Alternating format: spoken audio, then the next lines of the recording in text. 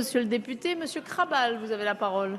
Oui, Madame la Présidente, en commission, j'ai défendu un amendement afin de clarifier tout ce qui concerne la publicité, la communication autour du vin, produits culturels, atout de notre patrimoine.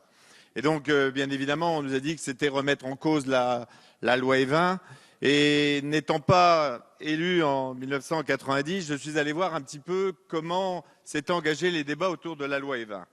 Et donc, j'ai pu prendre quelques interventions et le ministre disait « Les dispositions concernant le tabac et l'alcool diffèrent, car la consommation modérée d'alcool ne présente pas de réel risque médical et est au cœur des traditions culturelles. » J'aimerais bien qu'on s'en souvienne. Je suis allé plus loin et j'ai vu que le rapporteur de cette loi, qui était Jean-Marie Le Guen, déclarait concernant les effets économiques négatifs, méritent d'être pris en considération.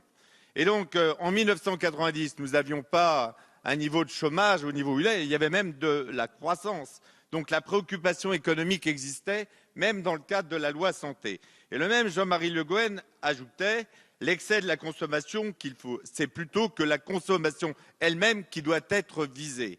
Il disait en matière de publicité qu'il importait de permettre une information adaptée à la réalité culturelle sans pour autant inciter à la consommation. Donc bien évidemment, il faut revenir à l'aspect originel de la loi Evin à travers quelques éléments que j'ai d'apparaître, mais il faut aussi profiter de cette occasion pour la revisiter, parce que depuis 20 ans, la société a changé, et donc il faut soutenir ce qui est un des atouts essentiels, c'est bien sûr tout ce qui touche à la filière viticole, qui est un fleuron, comme ça a été rappelé, et même qui est le premier.